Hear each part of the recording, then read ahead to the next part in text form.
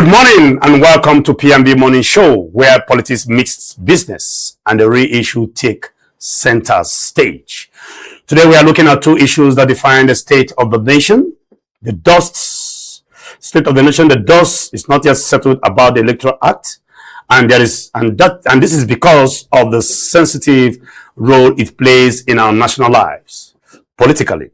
Now here we are again witnessing another shocking and unimaginable revelations on the Electoral Act that was hurriedly passed and signed. At first, the concerns raised was that of the real-time transmission. Now it is the issue of allowing aspirants to print ballot papers and presenting it for INEC validation. This unrealistic and alleged criminal act has triggered widespread worries, so much so that we may likely be going through or witnessing a serious and complex drama before 2027 general elections. The question remains, what is really going on? All right, at the same time, away from the uncovered electoral fraud, the issue of COVID-19 has once again resurfaced, I beg your pardon. This time around, it's in Cross River states. Before now, COVID-19 disease was unsettled the world for close to a year, with its origin from a place in China. Now again, another Chinese expatriate has tested positive here in Nigeria after 5 years. This development has, awakened the fear of whether we are going to experience another possible shutdown. What can be done to avoid the spread of this very disease? These are the issues we are going to look at this very morning on the P&B Morning Show here in the city of Abuja. My name is Igini, and this morning we're going to connect the dots between leadership, accountability, and delivery, because in the end, governance is not just about winning election, it's about making life better. Stay with us. We shall be back and look at what the newspaper has for us. I am once again Chidi Kenneth, and as usual, I have my colleague and co-presenter, Mr. Shaibu Brian. Good morning, sir. Good morning, Mr. CK. How are you? Yeah, it's a very good Friday morning. Thank God it's Friday, and I see you're looking whitish. Exactly. Traditionally, we love to wear white on Fridays as Muslims. So, good morning, viewers. Oh, it's traditionally? Yeah. Okay. Exactly. I think I just want you to just... I wanted to wear my white, but somehow exactly. My white is white, and I don't want it to stain. Because I came through public transport. I don't mind mine getting stained. No, well, the so I have to but I say the difference between me and you, traditionally we're wearing different caps. Okay. And anybody looking at us will know where we are coming from. Igbo man, that's why I achieved. I'm not aware. I'm not aware. What I do know, yes, I'm an Igbo man, proudly Igbo. Exactly. Proudly Igbo. You have a thing for this red cap. Yes. That's the way you have your own canary cap or brother cap. All right, thank you, Mr. Shaibu. That is on a lighter note. Mr. Shaibu. Yes. As usual, I always ask you this question. I hope you're not going to see killings again. Again, no, I hope so. The producer is already laughing. And I'm sure you're not going to take us straight to That's what he does. That's what he does. As if he's always excited to see one and then shove it in our faces. Well, because I want to wake up. I want to see a day where I wake up in the morning and I see that we don't have killings. But today we have very disturbing situation. Yes.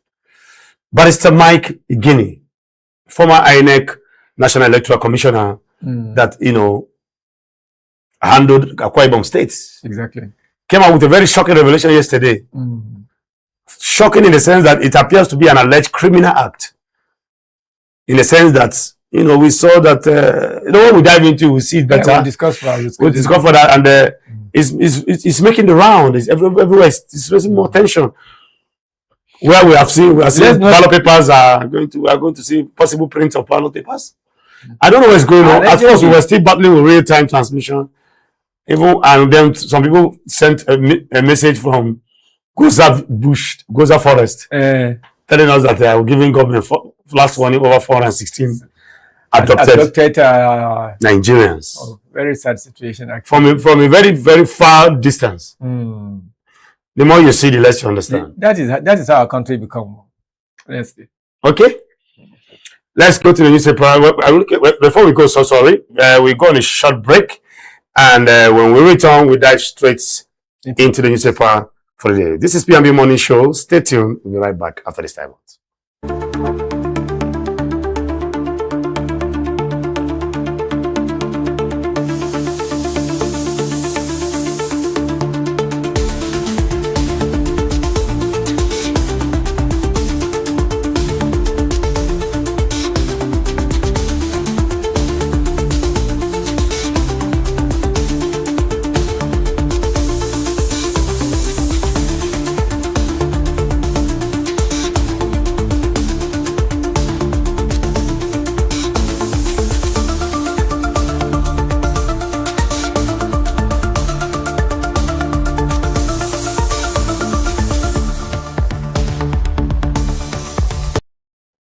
All right, welcome back. This is P&B Morning Show here in the city of Abuja. My name is Chidi Kenneth, and I have Mr. Ibrahim Shaibu here in the studio. Mr. Ibrahim. Yes. Newspaper review. Exactly.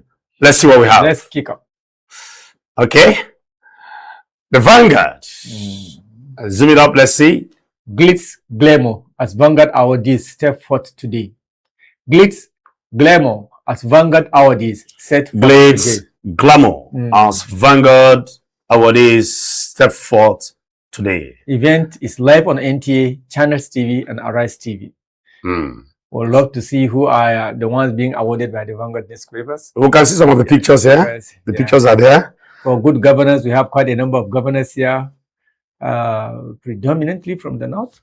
Then we have the personality of the year as Seiyut Ntata, a business mogul from Kano, a cousin to Aliko Dangote. And then we see Life Achievement Awards featuring key statesmen and royal fathers. We have personality of the year, Olubimi Tunjojo. Quite interesting. These are great Nigerians who have performed wonderful in. Let's see do we have categories for the governors? Let's see. I'm interested in that aspect. Yes, go for good governance. No, zoom it. Zoom it, please. Okay, very well. Zoom it close. Let's see for good governance. Okay, we have Garba Lawal of Zamfara State. We have Governor Agbu Kefat of Taraba State. We have Governor Basi Otu from Cross River State. Maimala Buni of Yobe State, Obasani of Kaduna State, and of course Nasser Idris of Kebbi State. Then we also have Wales Egokumore, and then Bashir Olajumo Ojulari. Are these for governors? No, the governors are 6. Well, I don't know, but in my own opinion, I think Alex Oti should be here. Exactly. Governor Alois of Abia State should be here. Exactly. I don't know why. Well, let's move on. Let's go to the next rider, please. We have Festus Keamu. We have I think 20 killed in fresh bomb plateau attack. I told you the producer will always have to do this. Otherwise, he's not. Maybe he's not on duty. 20 killed in fresh Borno plateau attacks. Another killing again. 20 this time around, and this is what the paper is reporting. We have reached a level whereby when we see deaths in tens, we don't even assume them as serious killing now. Because we are used to hearing 300, 200, 150. It has become part of us that we don't even consider 10, 20, 30 as even serious killing. This is very shameful on our part. In other countries, in very same countries, a loss of one citizen's life is enough to disturb the whole population. Look at another disturbing one again that will strike you there. Tinubu White Senate seeks approval to borrow fresh $526 million loan. Are you seeing it there? Exactly. Can you zoom in a bit, please? Yes. And they will stamp it with a rubber. 516, I beg your pardon. I'm telling you. They will stamp it with a rubber. Boom. I think what's going on with this borrowing? Nigerians should take this issue seriously. They should compel the president to come and explain to Nigerians what are these monies used for. Because obviously, just recently we bought $6 billion. Exactly. Dollars. And we're $700 billion. That was the time the president. 700 billion naira. Yes. Well, of course, no. There was a time we approved for $6 billion. Also, I think if I'm correct, also, now we are seeing 516 Nigeria million. should come out really and demand for 6 trillion naira or so. I think 6 trillion naira, I beg your pardon. Now we are seeing 516 million dollars. Despite this, we are running simultaneous budget for 2024, 2025, 2026 with MDS not receiving their approved budget allocation. We're also having leakages of $10 billion. We're also having leakages of alleged looted money of 34.5 trillion via pre-deduction distributions. Nigerians should come out. So I don't know. From the president. So Mr. Brown, you are owing more money now. I don't know. You keep telling me this, and I tell you that it keeps making me angry. Please, let them. At first, they said you are owing 724,000. Your children, your wife, myself, everybody just see. Now they have increased it. I think so we are likely to be owing 1 million now. By the time we are done with the statistics and calculations, these are appalling. It's rather appalling. And the worst part is, like you said, it will gain speedy approval. They will just rubber stamp it, boom, and it will go. And they will never tell you what they did with the money, what they will do with the money. Even if they tell you what they will do with the money, it will not come to pass. So my only comment here is that Nigerians should come out and demand explanation from the presidency what all those monies we are borrowing are being used for, because we cannot see the impact of this money in our lives or even in our capital development. Let's move on. Can you zoom down, please? Bring it down. Atiku says stop reckless borrowing. Well, when Atiku is saying that he should stop reckless borrowing, that's a good one. That's a good caution. But we are looking. Some might argue that if he's privileged to be there, will he not do the same? Yes, I said that because the problem with some of these politicians is that most of them are extravagant spenders. Most politicians are. But to be honest with you, that is why when you see, have you seen a politician that left office and lost election? No. You will pity him. Because I used to getting money just without sweating. I have seen many of them. They will lie. They can't even give you 5,000 naira. Why would he give you 5,000 in the first place? They can't even. When you see them in power, just say they cannot even solve their own problem for 1,000 naira. No, even to give you transfer money. When you see them in power and you go to visit them, they put their hands in their cupboard or whatever they put their hands. They just pull out a bundle and give to you just for your transfer money. That's when they taxpayers' money. Yes, go and visit them. You will see everywhere is scanty. The compounds is scanty. Nobody is there to greet them. These are the good ones. So the good one that's not that this thing is your own. There are those ones that they cannot even be able to give you anything. They know it's your money, but the ones that are giving you, they say, okay, this is part of your money that they store. Let them share it with you. But there are the wicked ones that you will never even see shishi. I'm telling you. Let's look at this cartoon, Mr. and Mrs. I think before then, let me see. No, you can zoom it out. Zoom it.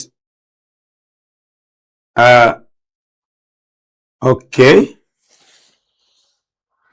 Let me see. Okay, in my business, I deal mostly with men, and Mr. Collins is one of my best customers.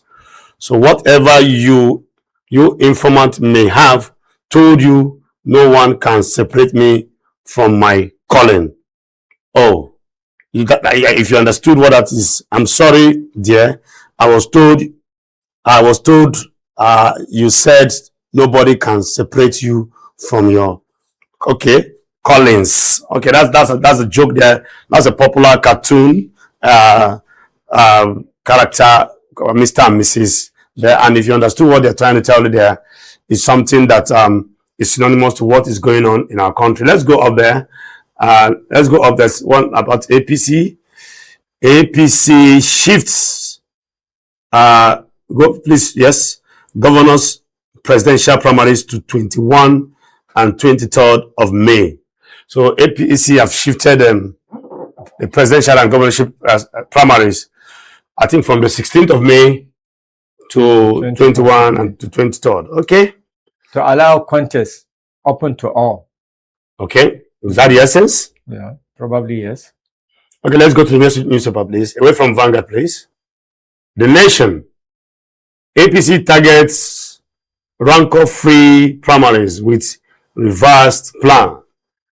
APC targets rancor-free primaries with reversed plan.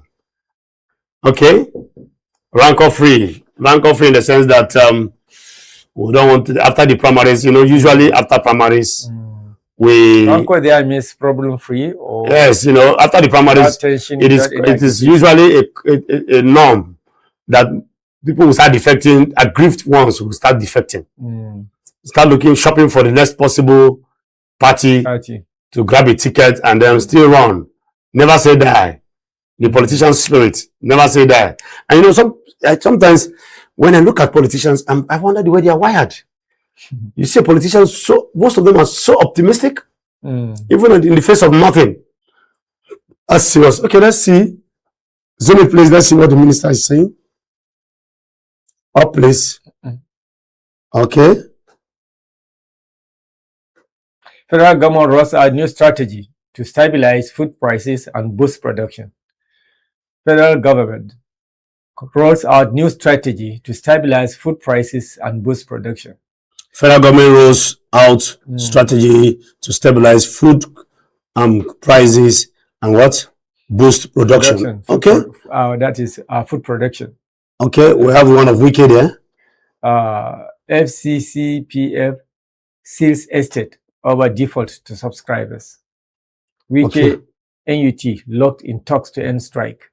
Wiki NUT locked in talks. NUT, that's the National Union of Teachers. Yes. They've been on that. They're trying to, resolve the issue of the long, prolonged strike.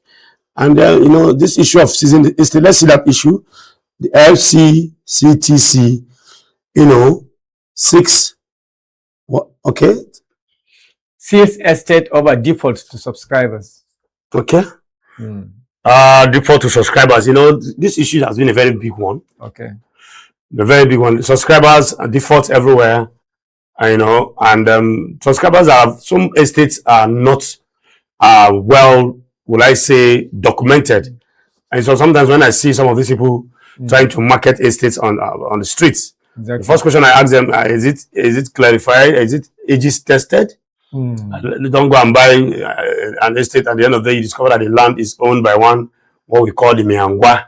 Okay. And the estate, the papers documents are not properly gazetted.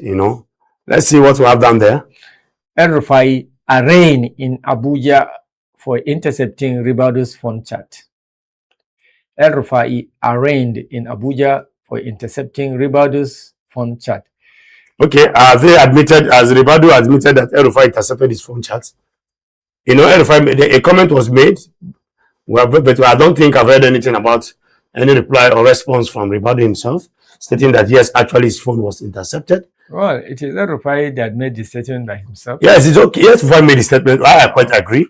But I'm asking, I'm trying to find out. When you say you intercepted my phone number, it behoves on me to come out and say, yes, Mr. Ibrahim actually did so. That's what I'm saying. As everybody come out to say, yes, my number was actually intercepted. These are issues that we're going to see. Different government spokespersons have already made statement to that effect, although Ribado personally by himself did not say. But people that are in a position to make the statement have also made confirmation as to that. That is why it is a trouble for him, and it is on that basis that they are arraigning him. Well, that's an offense without any sense of argument. It's an offense, and if that is true, I think the court is there to prove. Exactly. They say he will alleges, must also prove. So let's see how it goes. We wish him well as he undergoes. There's a subwriter there. Agency seek order to conceal witnesses' identities. Agency does what? Agency seek order to conceal witnesses' identities. Those witnesses to that effect. So sometimes when people try to become witness, their lives are at threat. So yes, there are some agencies where to protect their identity. Yes, NDLEA and the rest of them, NDLA and even the police. Even the police, yes. There's some information that you, as a whistleblower, will go to blow, and if your identity is not protected, you stand the risk of being attacked by whoever the culprit is. Let's see. Let's go to the next newspaper, please. Tribune. Tinubu seeks Senate's approval for $516 million loan again. Tinubu seeks Senate's approval for $516 million loan to finance Sokoto Badagry Superhighway. This is the reason. And then requests must be thoroughly scrutinized, says Atiku. And I say, just stamp it and let it flow. Well, let's see how it goes, because sometimes when I see headlines like this, what comes to mind is, why are we borrowing? We had a comment from one of the most senior government official, or would I say, we're going to be borrowing money to other countries in 2026. But it seems reverse is the case now. We are the one borrowing money, and these borrowings is beginning to, is weighing us down as a person. Honestly, because we keep seeing this borrowing going on. And sometimes someone will wonder and ask, what is it being used for? Mr. Shaibu, are you seeing the borrowing? Yeah. Are you seeing it? Is it impact? They say they are going to finance Sokoto to Badagry Superhighway. Sokoto to Badagry? All road leads to Lagos now. You understand? Look at it now. To finance Sokoto Badagry Superhighway, we are going to borrow another $516 million loan. Sokoto to Badagry, that is achievable in how many years? I don't know. The most important thing is let the money come. Do you know what Sokoto to Badagry is? That is end to end of Nigeria. Of course. Of course. You're talking about the both extreme end of Nigeria. Badagry seems to be the border between Nigeria and Benin. Of course, Sokoto, Chad, and the jail. So that is the beginning and the end of Nigeria. Yes. We are going to borrow $516 million. Is it achievable? The road. Why are you asking me? Just write to them and find out. We have not even finished Abuja to Lokoja Road. Are we done with that? See, reason must be given to borrow money. Whatever that reason is. We still have Abuja to Lokoja Road that is not even completed. How many of our roads are actually completed? How many? Even the Calabar-Lagos Coastal Road is not completed. What capital project is actually going on? So what is, I don't understand. I don't know if I'm the only one seeing it. Sokoto Badagry? Even let's go down and see the other ones. Very, very. Sokoto Badagry? Well, I don't know what cannot happen does not exist. Exactly. This must actually be a miracle, because we have so many roads that are still there, 50, 30, 20% done, not completed. Okay. Troops foil attack in Yobe, kill 24 terrorists. Troops foil attack in Yobe, kill 24 terrorists. NADDC and AFDB seek cooperation on development of Nigeria's e-mobility ecosystem. Southern traditional rulers meet in Port Harcourt. Southern traditional rulers meet in Port Harcourt. Okay. Tinubu deserves re-election for his vision. That is one of the outcome of the Southern traditional rulers meeting in Port Harcourt. Okay, that Tinubu deserves. In that meeting, Pubara made statement to that effect that Tinubu deserves re-election for his vision. For his vision. We see how that plays out. Exactly. Well, this political season, one of the things that characterizes politics and another interesting right politicking is sycophancy. Sycophancy, exactly. He's a new begotten son now, so you should expect such statement coming from Fubara. Dangote refinery exports 1.16 billion liters of aviation fuel to Europe. Dangote refinery exports 1.16 billion liters of aviation fuel to Europe, supplies 95% of Nigeria's jet air aviation fuel. Interesting.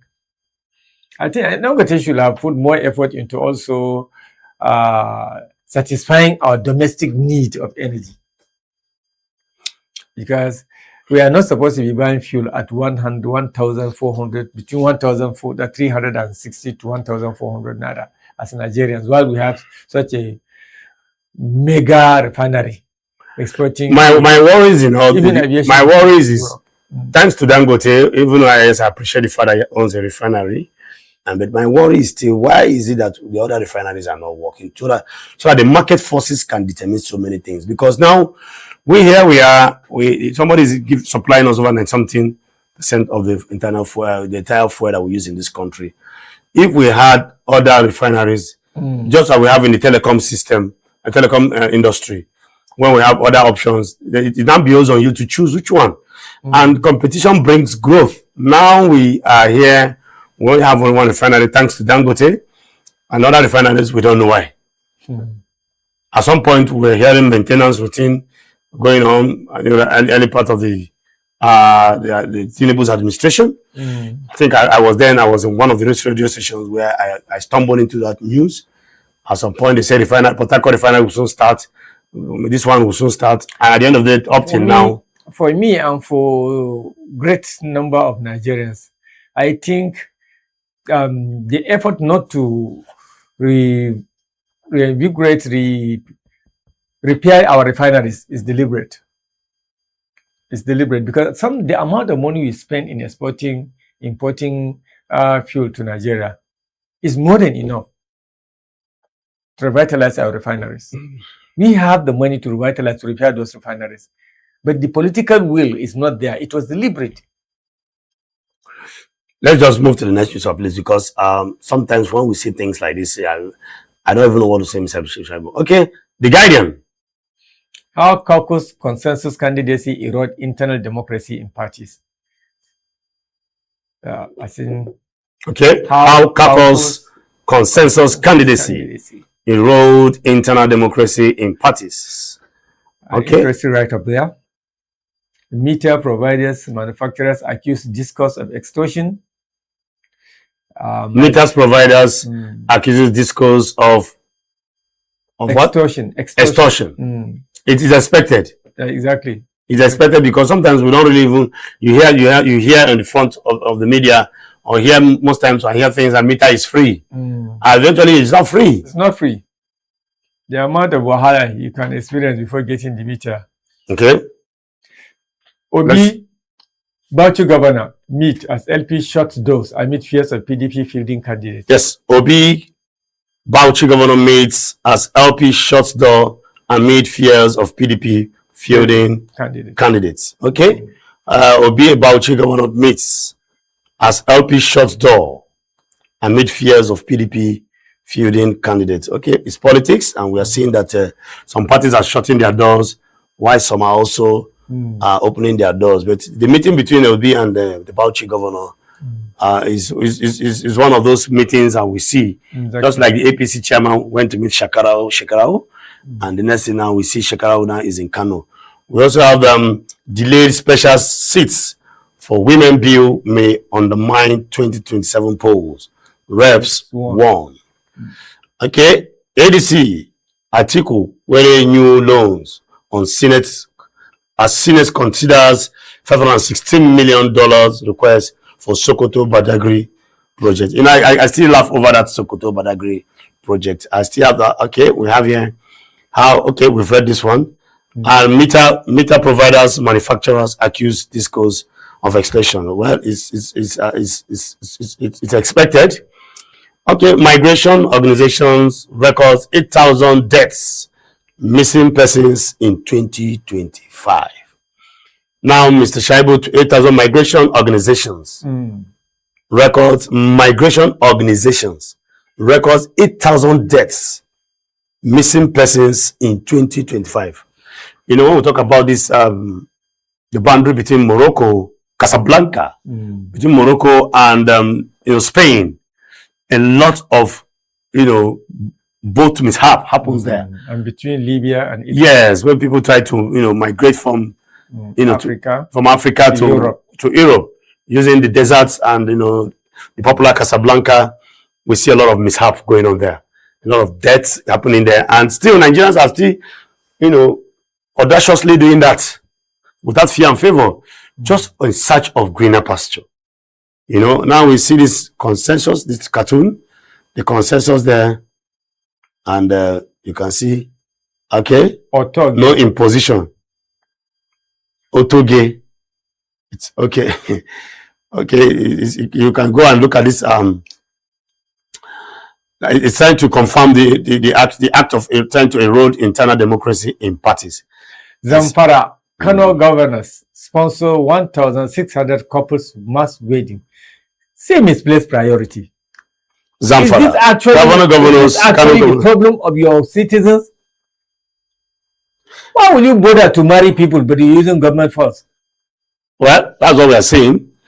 There are so many things that you are supposed to take care of, for God's sake. What and guess what? The governors have find themselves one of the nominees as best. So you see, this best is governors in the Vanguard, the Vanguard, this Vanguard Awards that is coming up. We saw the name of the governor of Zamfara State there. Exactly. And then here we are saying, makes sense. Well, as far as we are concerned, governors of states. Anybody that wants to marry, let him go and marry. But government has no business marrying people together. Well, honestly speaking, we have so many problems in the health sector. We have so many problems, particularly in the education sector. We need youth to be developed. We need youth to be encouraged to go into businesses and farming. And you are now going there to sponsor marriages. Sponsor marriages. For what purpose? That is why we continuously go backward when people are leaping ahead. They need more people to get married. Look at that. I think marriage is one of those human capital investments. It's not at all. It has nothing to do with human capital development. Nothing at all. The educational sector in all northern states needs attention of the governors. The health sector, particularly, empower youth, create employment opportunities, make the environment business friendly for youth to engage in small SMEs. You are now going there to sponsor mass wedding for people. I don't know when we become civilized. You will see people with that barbaric guy who went to school and start behaving like people who have never seen the four walls of the university. Mass wedding using government resources. Well, it's very, very embarrassing, annoying, and making people angry. Well, federal government arranged El-Rufai. People in the north are the most backward educationally. There are still graduates who cannot write a very good sentence in the north, and you are going there to sponsor mass wedding using government funds and resources. Very embarrassing situation. 1,600 of them. I don't know the kind of governors we put in office these years in the north. This is insulting to us. People will be laughing at us. People are using government resources to do wonderful things. Creativity, innovations. You are going there to sponsor mass wedding of up to 1,600 couples in 2 states. Are you the one that give birth to them? Are you their fathers? And there are young people that are doing this too. If it is elderly people that are behaving like that as governors, you will say, okay, well, something. But these are young people that are young governors. Young governors. You didn't hear what I said, that their names made its way to the Vanguard Award nominees. You know, and I'm wondering if this. Of course, this is what they are doing to encourage them to do stupidities. Keep doing the nonsense that they are doing. I will be awarding you. That's what they are telling you. If you don't know, keep doing the nonsense and stupidity you are doing in the north, so that I will keep promoting you. Mr. Brian, I even giving you a award. Mr. Brian, I'm so sorry. I understand your concerns as a why will you go and sponsor wedding? Well, I understand. What if your son benefits from it? God forbid. My son will never benefit from mass wedding. If he wants to wed, let him go and go. He's already busy doing his thing. And very recently he will wed. Personally, he will marry. But I can never participate, or I allow one of my people to participate in this nonsense. Okay, federal government arrests El-Rufai on amended charges over alleged security breach. As the issue of El-Rufai stay there, and the Cross River denies 10 new COVID-19 cases. Just yesterday we are hearing that 10 has been confirmed positive, and that's one of the discussions that form one of the basis of our discussion today. Exactly. But here we are coming to see another, turn in the information now. The state is denying. The state itself is denying. Exactly. That's so. Who do we believe now? Oh, we believe. If this is the governor denying it, we believe the governor, because the governor is our chief security officer. Is it do we smell mischief somewhere? Somebody is trying to, make some of these things people make money out of it. Probably it's my misdiagnosis. Maybe there is no misdiagnosis. Malaria. That overbloated figures is one of those strategies people use to make money. And then we have Oyedele commits to reforms. No, look, you cannot be surprised about it, because all our best hands have spilled out to Europe and the Americas. The brain drain. Due to brain drain. Because government cannot cater for them. cannot provide enabling environment for them to practice. So now we have a lot of quacks that can test things and then give you wrong result. Probably this is what happened. Somebody with malaria, they came and diagnosed and say it's COVID. And now the governor is coming out. Is it the governor or who? Okay. And denying the whole idea of COVID. The minister, the new minister, the brand new minister of finance is speaking. Said Oyedele commits to reforms, warns against abrupt policy reversal. Which means wahala for us now. The tax person becoming now the minister of finance. Which means you will see more tax coming. Wider nets. You will see more monies, not knowing where we. Like you always say, wider nets. You will see more nets and more wider nets, more tax nets. APC tightens coordination as Tinubu leads consultations, adjusts primaries timetable. Yes, we've seen that the primaries have been adjusted from 16th of May to 21st of May and 23 respectfully. All right, Zamfara. Okay, I don't want to read that one again so you don't get angry again. Anxiety over fate of 416 captives as 12 escapes from Boko Haram. Now, we can see conflicting issues here. Another governor is planning sponsoring marriage, while another one is trying to rescue. You see, about this mass wedding, there was one young man that conducted an, is it a research or experiment? Yes. Do you know that more than 70% of those mass weddings do not last for more than 2-3 months? Why do you think so? What do you think is yes? What do you think is behind the failures? Because in the first place, the weddings are not genuine. The people you bring together to marry them together are not genuine. They are there to gain what you are willing to give. Do you understand? Sometimes they will be given money to rent a flat of houses. They will be bought all these home facilities and home equipment. The moment you get them married, they will agree to. Okay, you just agree to. So you will divorce them. And you know how divorce is very common here in the north. They will go their own ways. They are not actually there for the wedding. They are just there to get what. But in the first place, is sponsoring marriage human capital development? That's why I'm shouting. That's why I'm shouting. Why? Well, we have a lot of docile youths, problems in the health sector. A lot of docile youths that are not educated. In the educational sector, in the north. We have big graduates everywhere. I ran into one of them yesterday. I met a graduate of mass comm that has never visited the studio from the north. He doesn't even know what teleprompter is. There are a lot of them. He doesn't even know how to. There are a lot of them. There are a lot of them. He has never seen concentrate anything developing education. Education is what we desire most in the north. Education. Go to our villages, go to our local government and see the kind of schools that we have in our local government. Classroom without roof, classroom without desk, even the chalkboard is rotten. Teachers are not well taken care of. Government do not provide books in schools. No encouragement for families to take their children to school. No security to guide the children. Exactly. And you are here marrying people who most of whom are wayward already. Okay, it's okay, Mr. It's very sad, honestly. When young people are I can understand how. Allah, yeah. You see young people with misplaced priorities. How are you able to come to that position if you don't think straight? Let's go to the justice before. Let's see so that we can take away the anger from Mr. Ibrahim. Mr. Ibrahim is boiling, and we're so sorry about that. I think governors ready for state police present administrative and financing framework. Governors ready for state police present administrative and financing framework. You see, there are a lot of people, particularly that are against this idea of having state police. But me personally, I think I like that idea because the Nigerian police force, in number and in strength, is not commensurate. Exactly, it's not strong enough in number and to withstand the current security challenges. Exactly, facing this country. But there are concerns about the state police too. Of course, there are. Power. Of course, there are. Now you see a governors. You see a governor sponsoring marriage now. Exactly. So such a person, what will he do with state police? Now I'm asking Mr. Brian. Of course, he will abuse, he will misuse, and then he will use it to even brutalize his political opponent. Are we not seeing how we're seeing what is playing out in our polity now? What ADC is undergoing now, all kinds of thing going on. And then when you give state police to some governors who are, hardliners and high-handed men, what do you think they will make out of the police force under their control? There are these disadvantages, but I think the advantages outweighs the disadvantages, honestly speaking.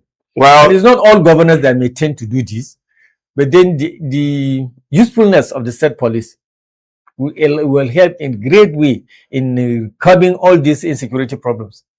I'm not saying it will eradicate it completely, but it will at least bring some level of sanity to fight against insecurity and local crimes and violence going on within states.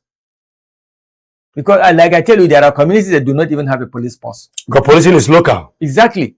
And policing is local. And then crime too is local. People, exactly.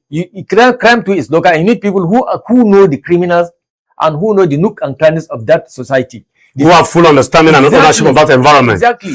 I quite agree with you on that side. But you see, everything that is manned by a human being, the fear is I keep saying, money has no meaning. Money has no interpretation. Power in itself has no meaning. It is the person handling it. It is the person handling it. Exactly. You cannot rule out the possibility of governors actually hijacking and using them for their personal whims. Can you please let's see other captions there? Other radar there. I think APC postpones presidential and Giba primaries and unveils revised 2027 election timetable. We saw this in the other papers. Delta needs investors in ports, jetties, others. Aware test in the European Union. Let's go up. Take it down, please. I think okay. Okay, of course, we've seen the issue of $516 million loan. And they want to do what? They are increasing your debt, Mr. Ibrahim. They are increasing it. Yes, they are going to build road for you to travel from Badagry to Sokoto. That sometimes some might also look at that as one of the, it's better imagined. Some might argue that project is unrealistic. Exactly. For me, I think, in my own opinion, that project is unrealistic. Unrealistic in the sense that we have a lot of roads that are 30%, 20%. They've been constructing Abuja Lokoja roads for God knows how when. And they've not finished it. Government in Ibadan Lagos Express Road. Still not completed. Even Abuja Kaduna. Abuja Kaduna. There are so many of such roads. Then the coastal road of Lagos to Calabar. The only one that is completed as far as I know. So what is the justification for this 516 million naira saying that you want to build Sokoto Badagry? Do you know where Sokoto Badagry is? It will be a very good thing if it is done, but I doubt. That's my own opinion. I think I try to make my own opinion. Having cited different roads that government has, government roads, federal roads that the government started, and up till now, no explanation why it has not been completed. Anybody that is doubting me should travel from here to Lokoja or from Kaduna to Abuja. Am I correct, sir? Exactly. Honestly, there's another interesting riders there. Middle East crisis. What is it saying? Middle East crisis. Tinubu assures United Arab Emirates other Gulf states of Nigeria's solidarity. U.S. bought ship carrying Iranian oil.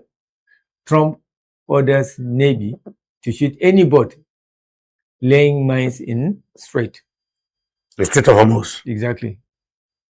Okay. Tinubu assures United Arab Emirates and other Gulf states of Nigeria's solidarity.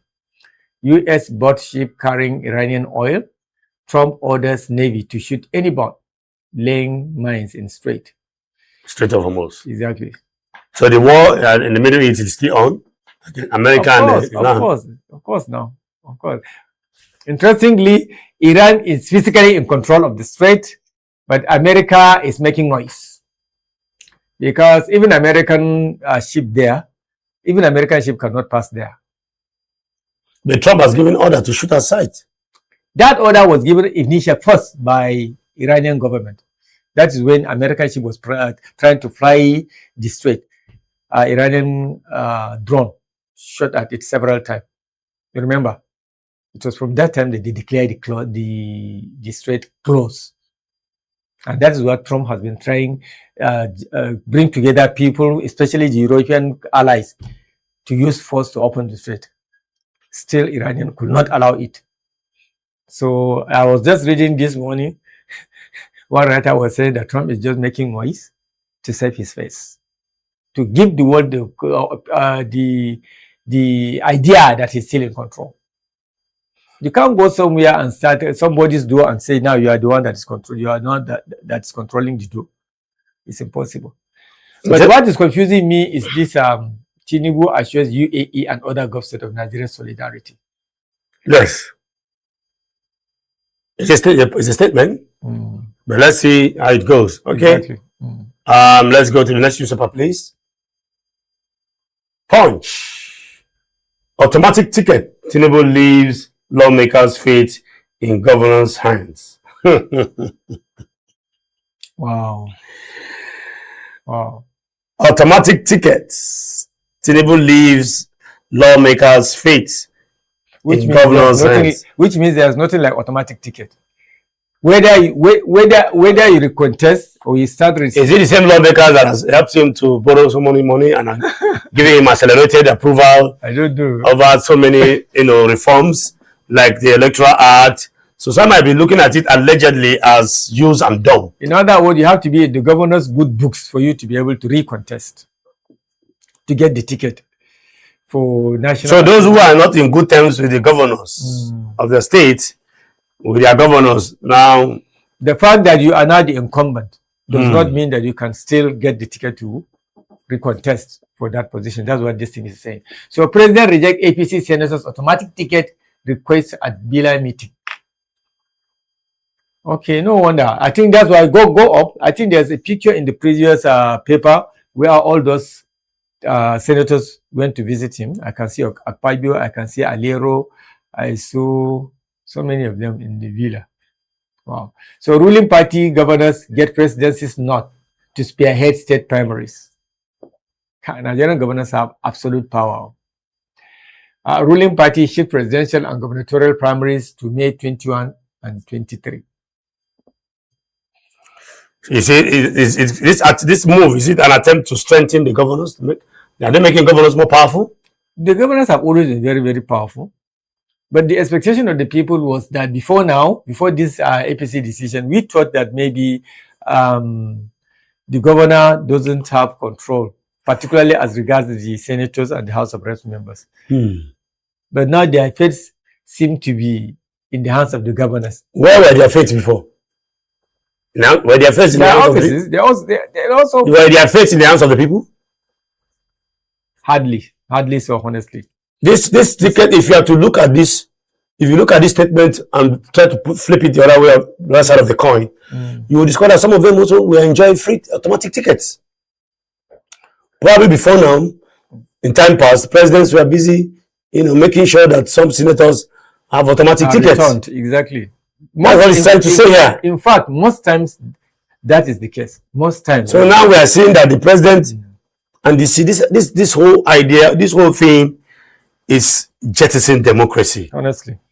I keep saying it that in the time past, I don't think most people that has ruled us in this country allegedly were supposed to be the rightful leaders or governors. If we do things 100% free, fair, and credible, many people will not return as senators and as governors. That's why I always say Nigeria's major problem, Nigeria's major crisis is leadership crisis. Leadership problem. That is our number one problem before any other. If we can find leaders with direction, leaders who know what leadership is all about, leaders with the concern of the country and the concern of the citizens of the country in their minds and hearts, then we will get things right.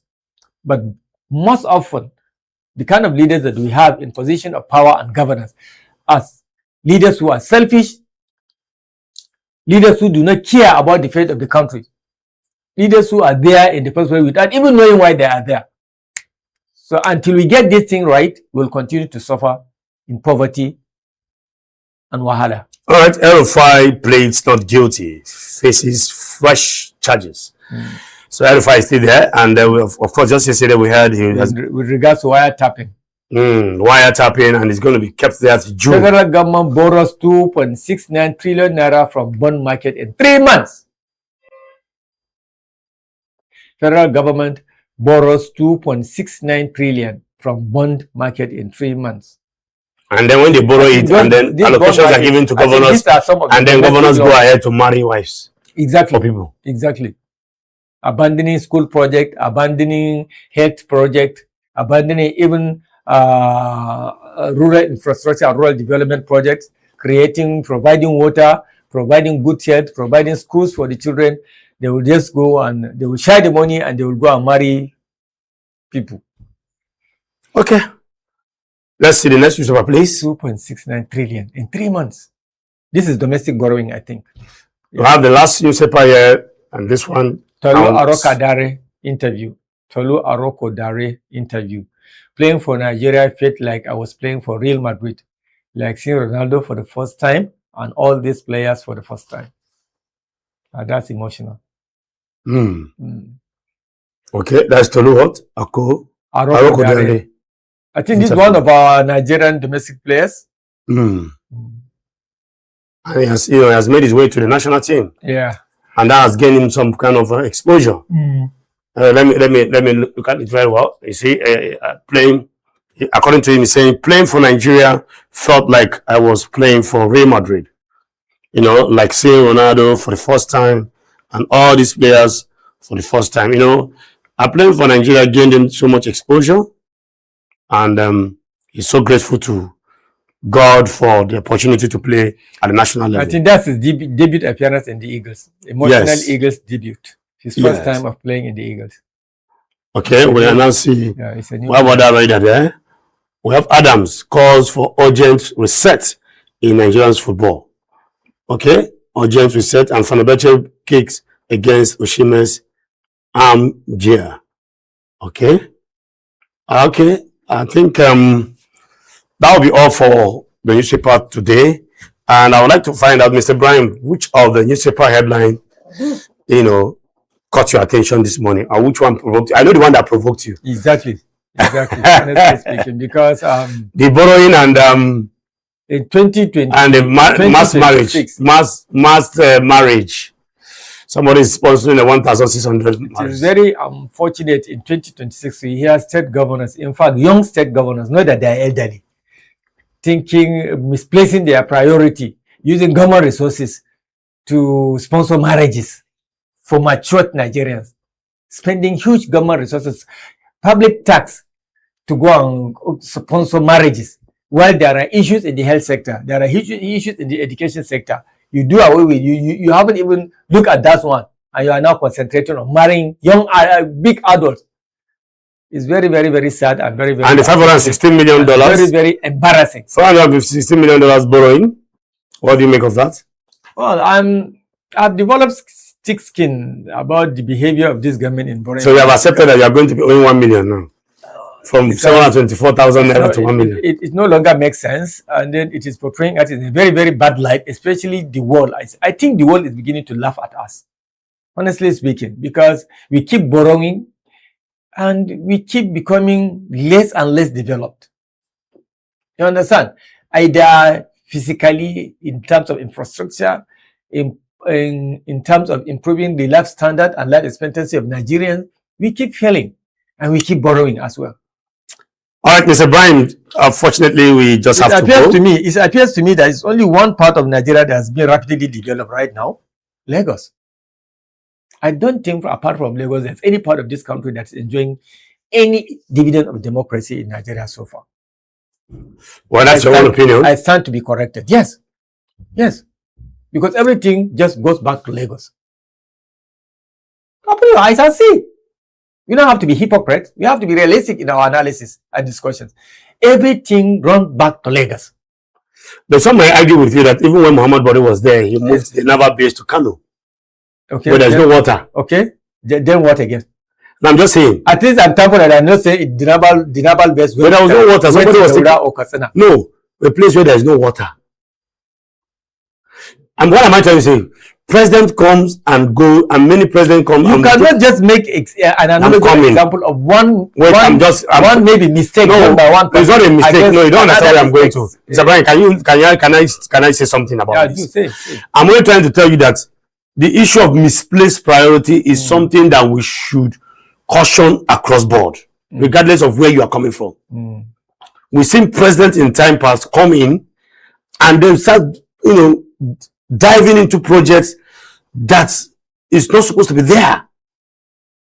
When you make an example of Muhammadu Buhari, I'm coming. I said it never that bridge. No, that has been for years, for decades. No president has ever attempted to do it in the southeast. They don't understand what I'm saying. I'm not very sentimental. I'm trying to. Sentimental. No. Mr. Brian, please. I know what I'm saying. Somebody, you said development is going on, and I said I'm trying to explain to you why I think that our leaders should do things regarding. Okay, it's not somebody that's awarding express road from Badagry to Sokoto. For me as a Nigerian who knows what is going on around the country, I don't see any sense in that. For me, that's my opinion. I understand you, because I've seen so many roads that the government started, and up to today we don't even know where that road is. Some 20% complete, some 30%. I think very few reach up to 50%. What is the Minister of Agriculture doing in Abuja?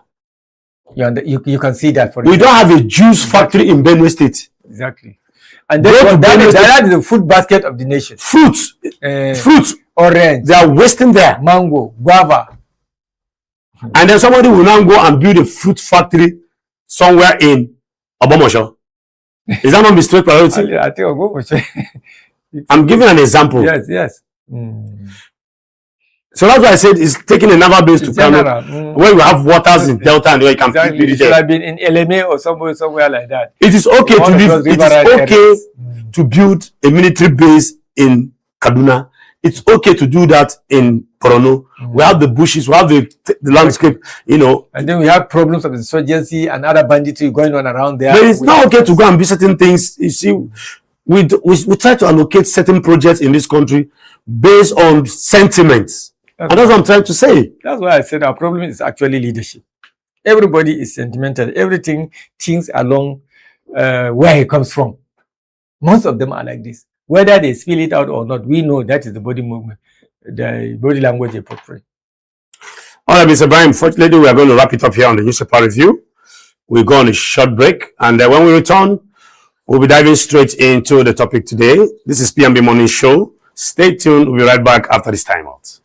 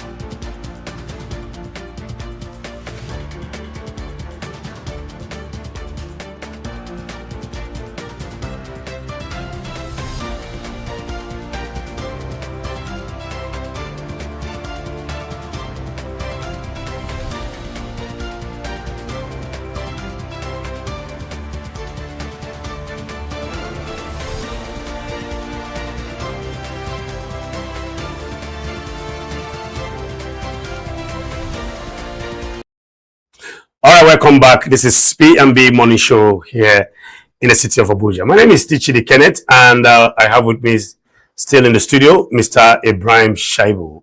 Mr. Ibrahim, all right, the dust has not settled about the Electoral Act, and this is because of the sensitive role it plays in our national lives politically. Now, here we are again witnessing another shocking and unimaginable revelations on the Electoral Act that was hurriedly passed and signed. At first, the concern raised was that of real-time transmission. Now, it is the issue of allowing aspirants to print ballot papers and presenting it for INEC validation. This unrealistic and alleged criminal act has triggered widespread worries, so much so that we may likely be going to witness a serious and complex drama before 2027 elections. The question is, what is really going on, Nigerians? Mr. Ibrahim, what is going on? Just yesterday, a particular information making the rounds. We saw Barrister Mike Igini, one of the most respected National Electoral Commissioners, who is also a lawyer. Yeah. And we saw him unraveling and exposing so many, sections of the Electoral Act that was just passed. And this begins to explain why the Electoral Act was passed in a very short time. I think the Electoral was one of the fastest bill that was assented to by the president. Now, after that, we are beginning to see a lot of dust. Now, the dust is yet to settle. Mr. Ibrahim. Yes. From real times transmission, now we are seeing another issue. What is going on? A lot is going on because one problem of Nigerians is that very few Nigerians actually care to study or even to acquire very important documents like the Nigerian constitutions and various laws that have been passed by the government, particularly as related to democracy, like the electoral law here. It may surprise you to know that so many Nigerians do not have access a copy of the electoral law. Needless to say, whether or not they have even read it or studied it. Even me, I don't even know about it. I've never seen it. So you need to come out now to enlighten us, to educate us on the certain provisions of the electoral law is very, very, very commendable. And we praise his courage, his commitment, and his boldness to even come out on the national television to enlighten Nigerians on the dangers that lay ahead if those electoral provisions are not taken care of. Like there are some dangerous provisions in the Electoral Act that are clearly seen to be rigging provisions, which allows politicians to go around and rig the elections in their favor. That is encouraging criminality. Exactly. And they are smartly inserted into those electoral law in such a way that because they know most Nigerians do not read. I am telling you. Somebody came out yesterday. I want to argue. Somebody came out yesterday to tell us, why is it that it is Mike Igini that is bringing out this? I'm telling you. Where is ADC? Where are the lawyers in ADC party? I felt this is, you see, sometimes we just make noise in this country. That is it. The ADC that is supposed to be providing us with opposition. We have legal fame in ADC as a party. Am I correct? A lot. Where we are there, where somebody who is not even a card-carrying member of any political party is the one unraveling this whole thing. We have been busy. We have been busy. No. I want to argue that hook, line, and sinker. We have been seeing ADC coming to protest against the real-time transmission. We've seen them coming to protest against so many things, removal of the INEC chairman. And here we are, we have some monsters, hidden monsters in that electoral act. Who knows how many that is there now? At first, I think we saw there was one that was mentioned that has to do with, is it forged certificates or something? So I don't have a clear understanding. I've not read it myself. Okay. I've not read it myself because I'm still trying to understand what is going on in that electoral act because the dust is yet to settle. Exactly. So I don't personally, in my own opinion, I don't believe in that electoral act in the first place because the moment I believe I am a progressive and the APC is saying all progressive Congress. So if you use the word progressive, there is no need returning back a document which is supposed to be progressive in nature, and then you are trying to alter a document such as the Electoral Act, and then you are bringing us back to Clifford's Constitution.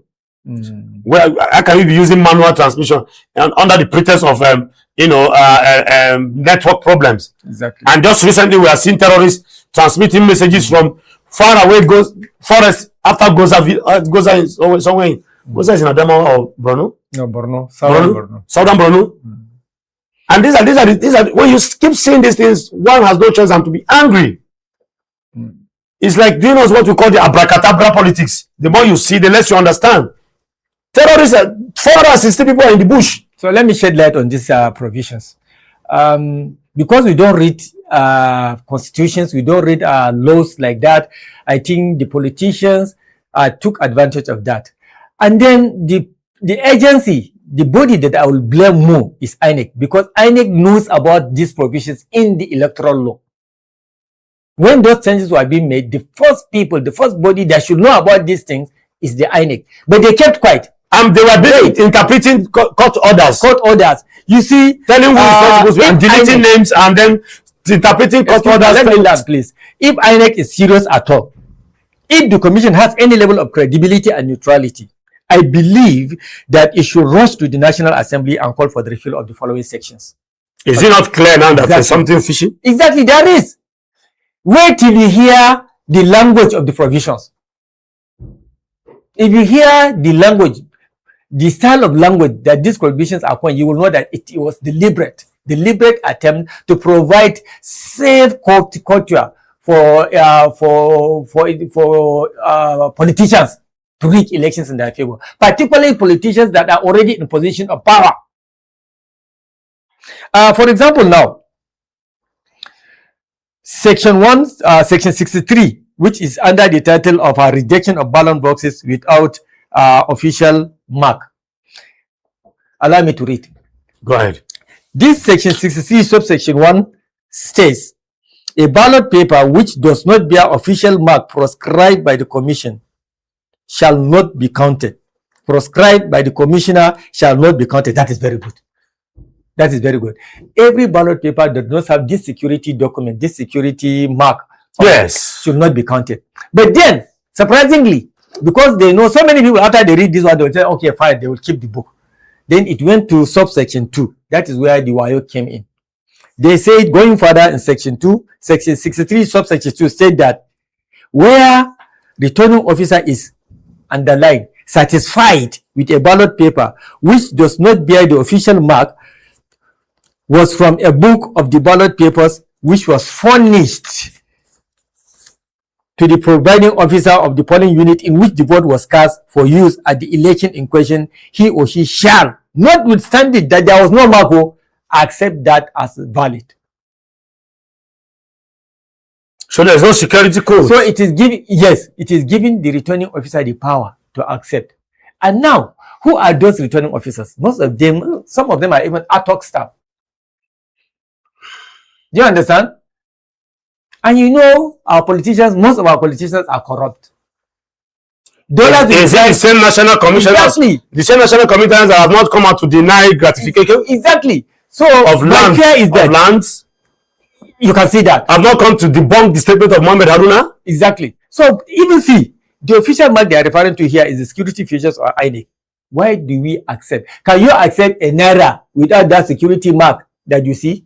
Or even the serial number? That makes it fake. Or even the serial number. That makes it fake. Then why is this provision asking us to accept that? Simply because the returning officer is satisfied that it is part of a larger book. Is the returning officer in the law? Not even that.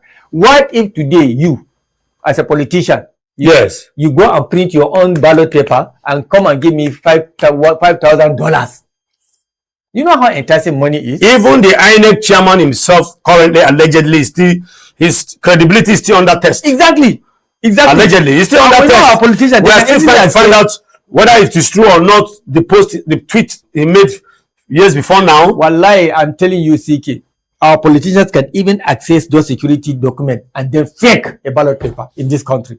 Oh, of course, we seek fake. They are very, very. Have you not seen fake currencies before? Exactly. If we can print fake currency in Nigeria, what is fake ballot paper? And you know the kind of people you put to conduct. So now the fate of you winning an election is now relies on on the happiness, especially now. Excuse me, sir. On the mood and happiness of an polling. What do they call it? Polling unit. Polling officer. Returning officers. There are officers of them. Yes. So yes. If I'm happy, so our election has been subjected to emotions. Exactly. So if I wake up in the morning and my wife just provokes me, and I go to the polling unit as a returning officer, I can react based on my mood. So you see, and then again, great many Nigerians are already in doubt about the neutrality and credibility of INEC in itself.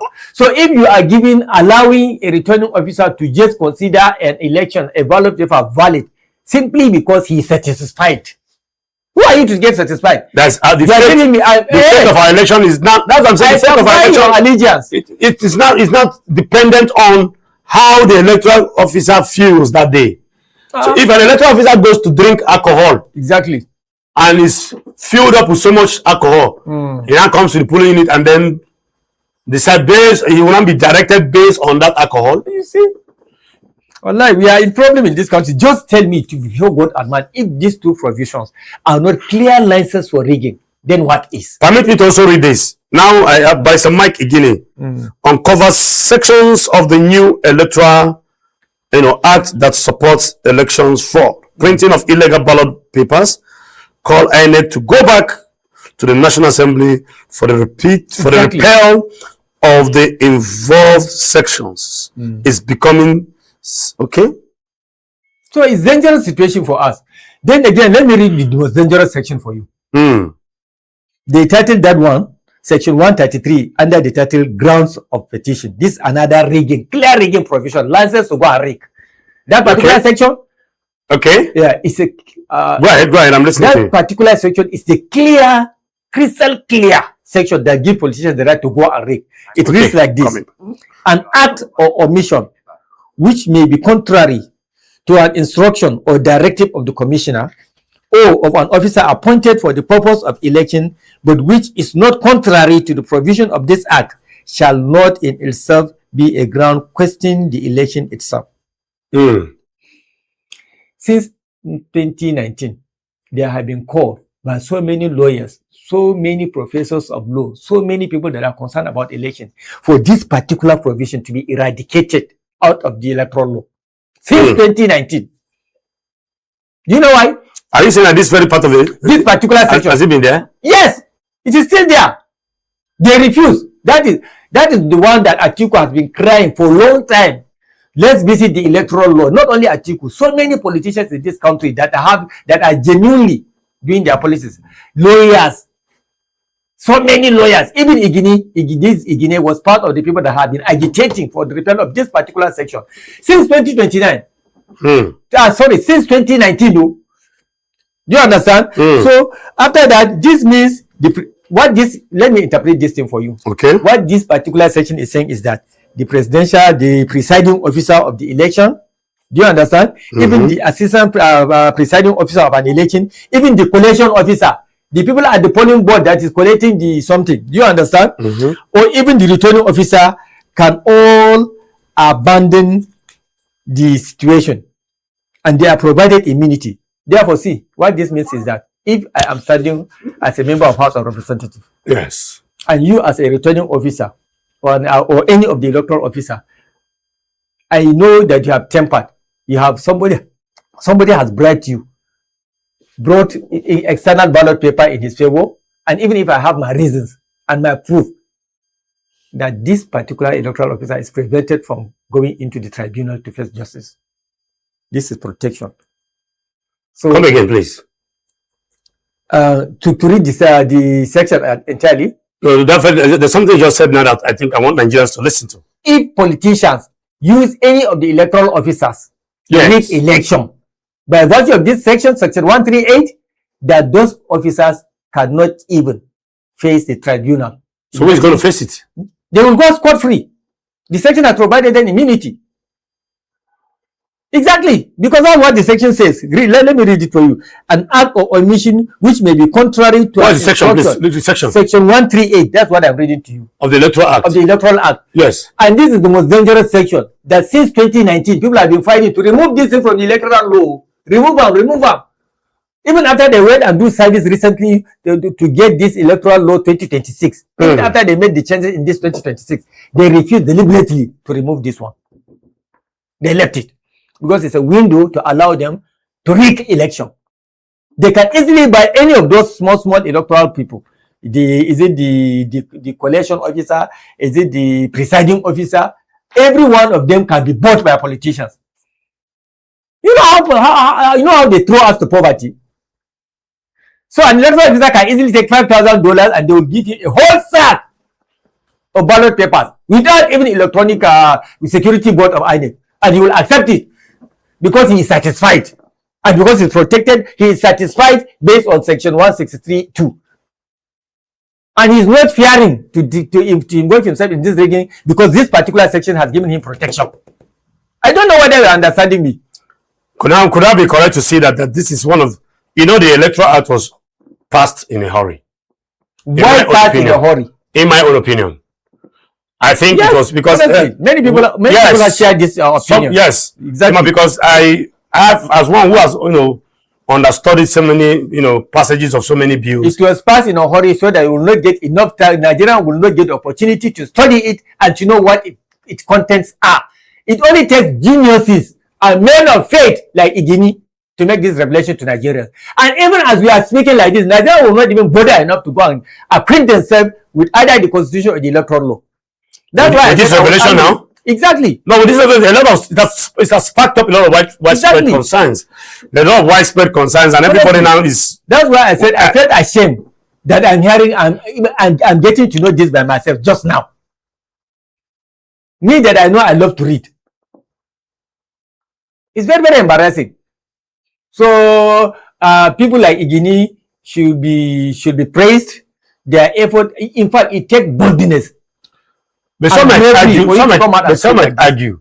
Yes. Why are we not picking the likes of Igini as an INEC chairman? No, we have not only Igini, not only him. There are so many people that deserve that position. Mohamed Haruna that came out to. I don't even want to mention any name. No, I'm just giving an example of. There are so many of them. This other woman that conducted, this other professor that conducted. That female one in Abia State. Yes. So you can see that we know the right people to put. We are not going to put them deliberately because they cannot be corrupted. At least, not that they cannot be corrupted, but at least they have certain level of honesty and trustworthiness and credibility in them. And politicians don't want people like that, though, because politics in itself, particularly Nigerian politicians, many of them, I can't say all of them, but many of them are corrupt. And they prefer corrupt government workers, those who they can control, those who can entice with money. So please, I think if INEC has any level of neutrality today, they must rush into National Assembly and try. And since Nigerians have become aware of this particular sections, especially this 138 and Section 6. Do you see the possibility of this electoral act being reversed? Of course, if there was no possibility of that, Igini will not have suggested it himself. You have almost, you yourself said they did it in a hurry. They assented. Yes, the bill was assented for me. They can also yes, in a hurry. Like I said, it was my opinion. It was in a hurry in the sense that before I could know what was going on. Why is it easy for them to stamp loan requests running into trillions of naira within 3 days, and they can something that affects the life of 220 million Nigerians? Things that if they live there can engulf the country in war. Why can't they repeal it between now and 8 months? But they can rubber stamp loan requests in less than 5 hours. That's remember that's 6 trillion. The last one. 6 trillion. Exactly. It was passed within hours. This is the life of 220 million Nigerians. If INEC has any level of credibility remaining in it, if it wants to be seen as a neutral election empire, they must go to the National Assembly and demand, not request, demand for the repeal of those sections. It is only when you do that, they will know, yes, this is INEC. Now we are seeing an individual providing opposition. Yes. My concern is we have political parties, we have the PDP, we have the ADC. What happened? I am surprised. I'm surprised. They didn't say this. Do you know what is happening? Were they also waiting that this? Why were they silent about all these things too? Because all this what we've been hearing was the real-time transmission. The ruling party, even some of us, the journalists, we have not even read this thing. Exactly. We are not even abreast with this very. As regards the opposition, they have been thrown into confusion. Their house has been thrown into disarray. They are now looking for tickets. Exactly. So they couldn't even pay attention to the electoral law itself. So thanks to Igini. Exactly. Rather, they are looking into the constitution to see how they can work their way out of the leadership crisis they are facing. So I don't blame them. I blame INEC because INEC is the body that can use the electoral law. Say they know every nook and cranny of the law, but they kept quiet. Even that is criminality. So INEC is culpable. Yes, because they know this document is meant for them to use. You cannot. And they have the power to query it. Exactly. Thank you. You understand what I'm saying? They have the power to query it, having known that they are independent. Yes. So what is the independence now? No independence. Because if I give you a manual that I want you to work in this studio, and this is the manual for you to use as an unbiased umpire. Exactly. And I gave you time to know this manual. You definitely must have, not might have. You definitely must have studied it page to page, not once, not twice, not thrice, several times, and even discuss it with your staff members from cover to cover. It has become a Bible or a Quran for you. And you know that these particular 3 sections are capable of setting the whole nation on fire. And you kept quiet. So that brings us to the next question. Probably you are under the control of someone somewhere. Yes. The next question is, are we likely going to witness complex drama before 2027? Definitely. This is one of the drama we're just starting. The way we are talking about this is somebody started talking about it. And now we are talking about it. And others will continue to talk about it. So now the right thing has been done. Now we're beginning to see more reasons why we have to get up and then, make sure that INEC works. That is why I said Nigeria is a country of many, many intelligent people, because it's difficult. It only takes a genius criminal to overrun Nigeria. We are a country of 270 million Nigerians. So them themselves know that somewhere, somehow, this criminality will be unveiled by someone. So this very one, will it survive? I don't know, but it must not be allowed to survive. It must not be allowed to survive. Those sections, they must not allow to remain in that electoral law. Because when they are allowed to remain in that electoral law, we know who the body is serving. Allegedly. I can't even use the word allegedly. If it is allowed, because right now, as people and Nigerians became aware of it, and they told INEC and the world that we are aware of those sections and they are dangerous, and we are urging you and requesting you and pleading with you to roll back to the National Assembly and request for repeal, and you refuse. This is very clear. Already, your personality, your integrity, your neutrality, your credibility is at question. It's questionable for now. It's questionable for among many Nigerians. In fact, among greater majority of Nigerians. Both the champion himself, that I'm referring to, the umpire himself, and the body himself, and the agency itself, their credibility is at stake. So I think this is the only thing you do now to clear yourself, to wash your face, to clear yourself about the doubt Nigerians have on you. That's my advice. What are the other issues? Now, what are issues? Let's take it one at a time. At first, it was a real-time transmission. Exactly. That so many factors were used as an excuse why it's not going to work in real time. Nigeria had to reach a stage whereby they are almost about going to involve themselves in national protests before the Senate agrees to take care of that one. And they didn't just agree. They now added a clause there. They will still protect them. The same way they do this thing. The window saying that and. No, it was during that time. Yes. They also inserted these things. Of course, yes, I'm with you. Now and then from them, you see, this goes to show that INEC will continue to be on the eye of the storm. Nigerians are serious. Nigerians have woken up. Nigerians are no longer sleeping. Exactly. We want a free, we are not on anybody's side. All we are asking for is a free and credible election. That is all. We are not against any party. Whoever wins, let him win. But let there be a fair playing field. But I don't see any reason why. Let it take place according to legislation and the electoral law. But electoral law that is genuine. Do you smell a rat somewhere? Rats. Rats. With S. Or mice. I smell so many rats. In fact, let me give you another section here. There's also section 137. Okay. That section is titled, persons entitled to present election petitions. Who are the people that are entitled to complain or to write petitions about elections? Here also there's control. The section says, where the petitioner complains of conduct of an election, the petitioner here is maybe me, I contested as a House of Rep member, and I smell a rat.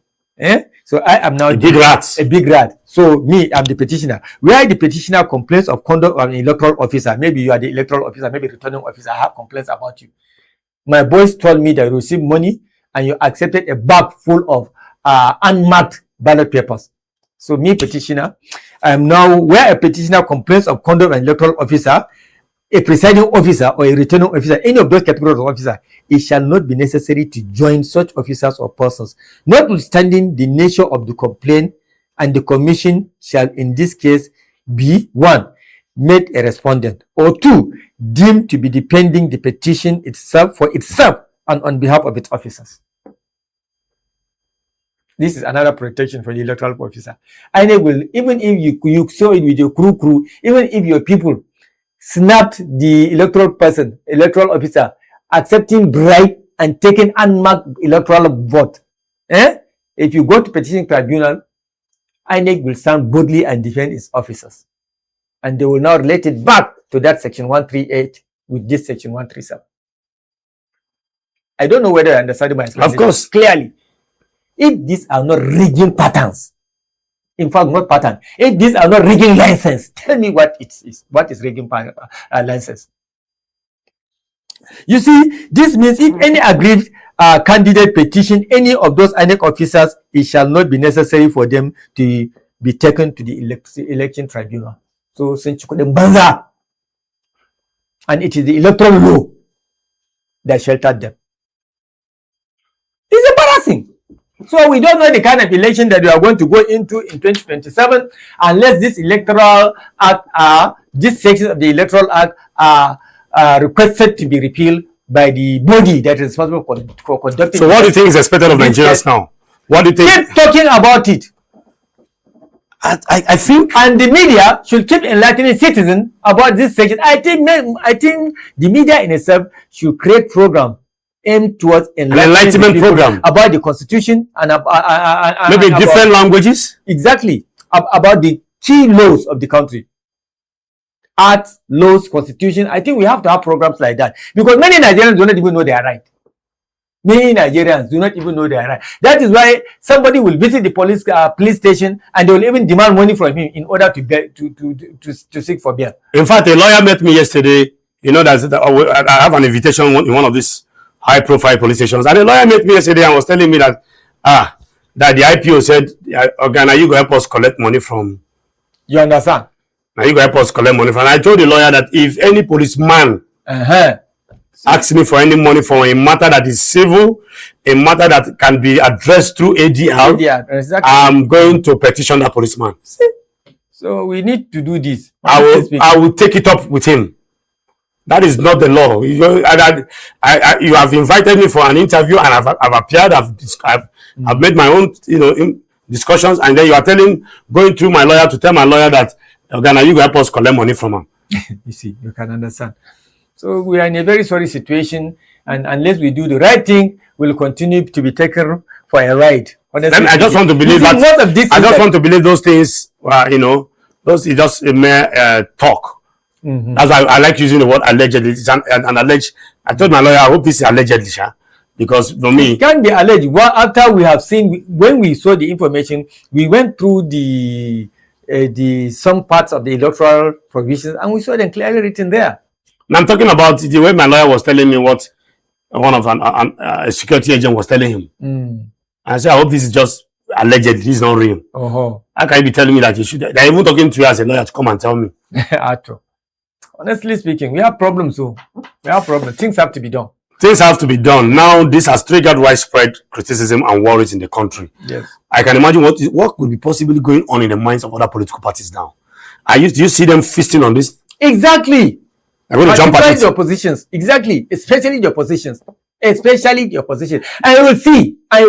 Even if any test toward going to the NAS to seek repealment of those sections, you will see that now the National Assembly will begin to drag feet. You'll go on recess.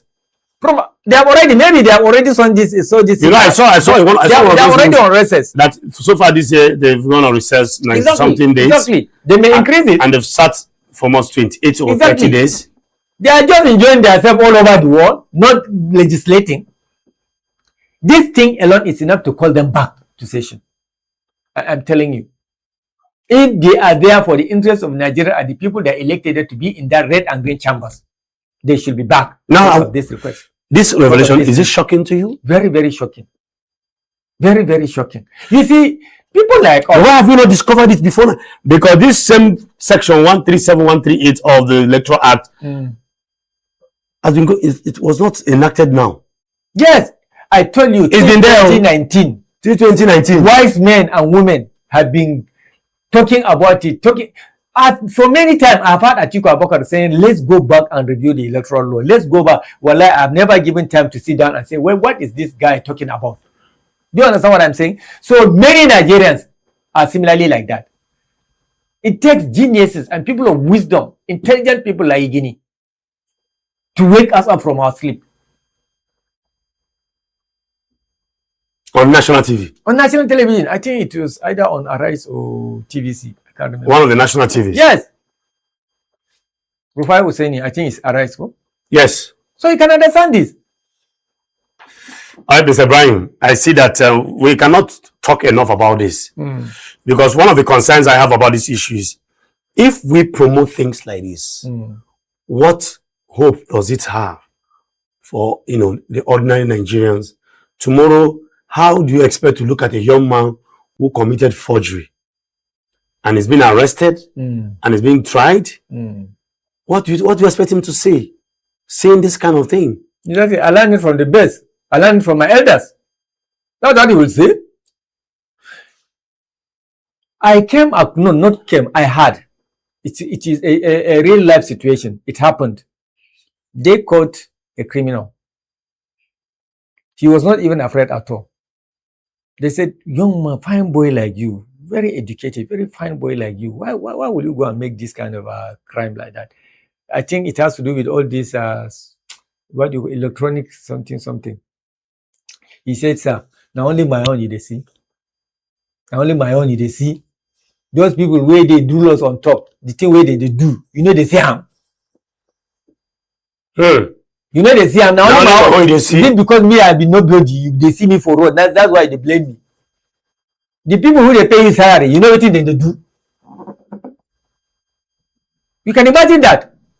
He's not even a boldness. He was not remorseful. So I told the guy that was telling me, they said, you as an elder and you are there, what did you tell him? I said, no, he was lost for what? I said, no, he shouldn't have done that. You tell them that when he dies, and those leaders that he's assuming that they are the one that taught him, they will be judged differently. Nobody will ask you about how your leader behaved. It is you. You will give an account of your activities, not him. In hell, you will not tell God that it is because my leader behaved so, that's why I also behaved. Each to his own actions. So people are already... That was a front talk. That's why it was a front talk. I told him that that is what you should have told this boy. Honestly speaking, he just saw we are together. He just saw one fine boy like that. He said, when I see this, I just remembered the situation I found myself in one police station just a couple of weeks ago. I said, what? Fine gentle boy like that, a graduate. He was arrested because of this, digital, what they call this? When the advanced fee fraud. Exactly, okay, this kind of things. Section 419. This kind of things, yes. You can imagine that. So the way our leaders behave is the way our youth also behave. Obviously, the leaders come from among us, so they are part of us. That is why all over the world, until recently, the moment you say you are a Nigerian, they don't see corrupt person. Until recently, maybe. And that brings us to another question. So that's why I like the how do you think Dabri, after they established that organization headed by Abike Dabiri. Yes. They create awareness about how true Nigerians are. They clean our images internationally to a certain level. And I commend her for that. What is the name of that agency? Former NTA reporter who became Abike Dabiri. There's an agency that is responsible for issues that borders on diaspora. Exactly. That agency was able to polish our image as Nigerian. But before that, the moment they see green Nigerian passport, anger criminal. Whether you are a student going there for study, whether you are a businessman going to any European or Western countries for business, or whether you are a billionaire, whether you are a government official, the moment they see that green Nigerian passport, in those days they have seen a criminal. So this kind of issue has the capacity to undermine the image of Nigeria? Of course. What will become what? A national document that is providing license. A national political Bible. Exactly, national political Bible that has provided, yes, that have provided a corridor for politicians to rig election. If that is not crime, what is? That appears to look like a criminal act. What is? And then the agency that's supposed to use that Bible as manual is aware of that and it kept quiet. Let's be realistic. Let's speak truth to ourselves. If we want to move forward, we have to tell ourselves the truth. Regardless of how it pinches. See, people like me are already all low. I'm telling you, I'm talking about the future of our children, our grandchildren coming up. But most of the people doing this are old of your age grade. Exactly. That is why it is very, very painful. Honestly speaking, you are closer to your grave. Give yourself another 30 years, no highest. 30 years. If you amass 71 billion trillion, you will die.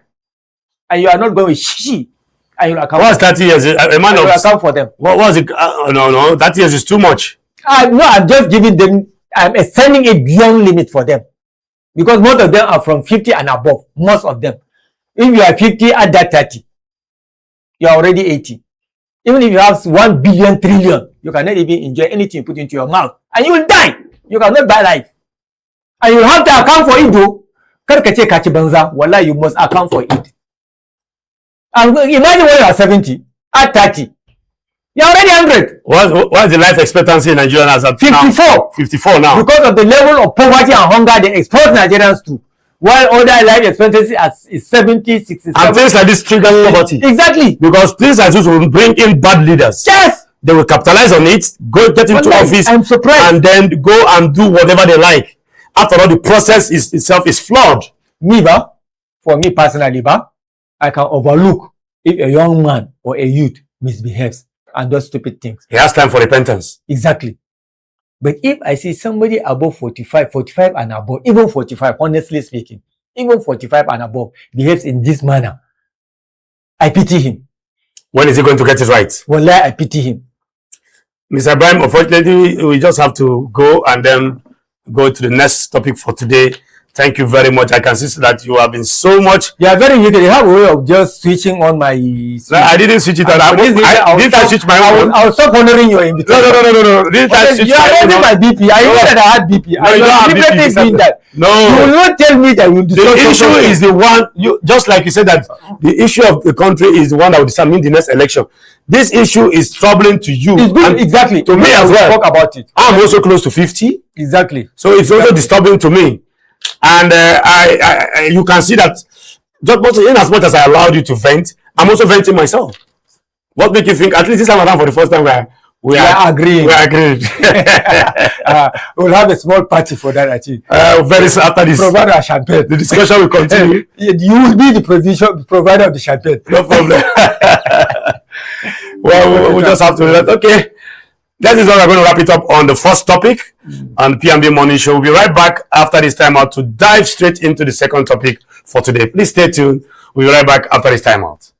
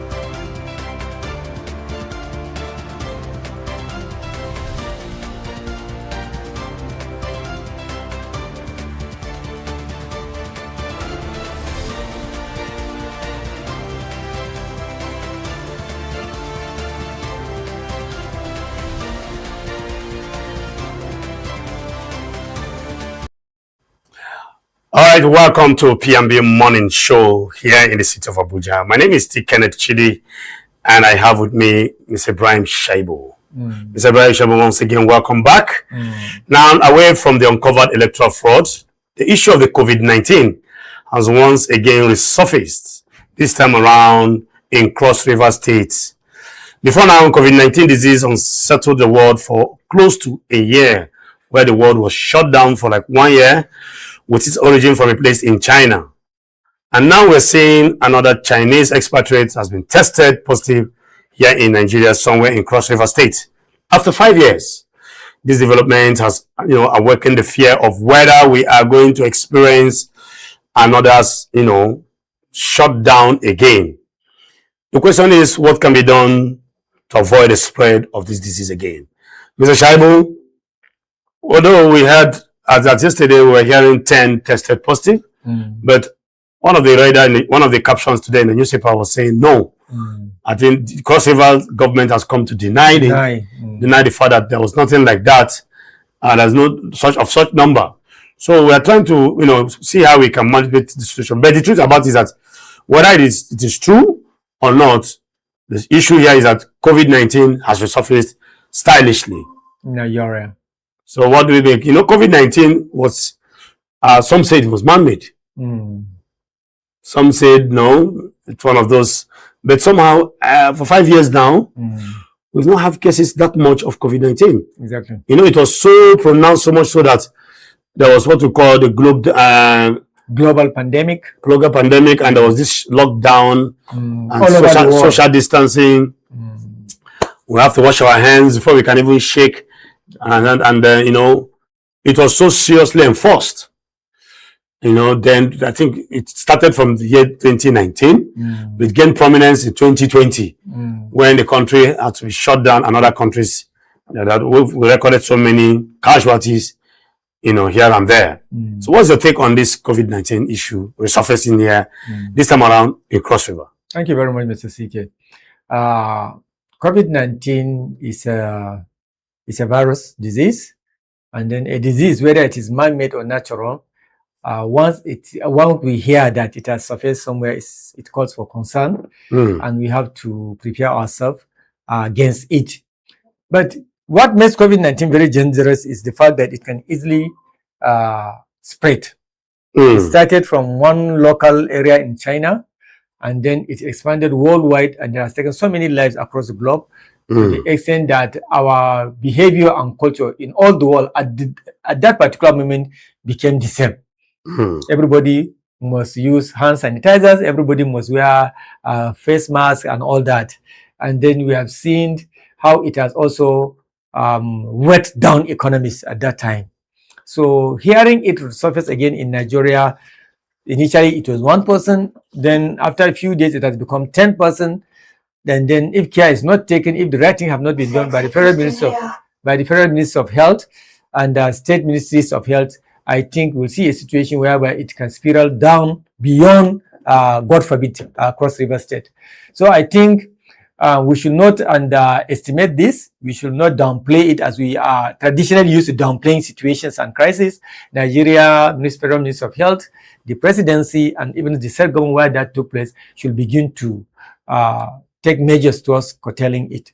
We know before now, we are also used to it, that one, we should improve our hygiene, keep washing our hands regularly, avoid overcrowded places, start using head masks all over the place, avoid shaking hands with people, indiscriminate shaking of hands, and then constant use of hand sanitizers.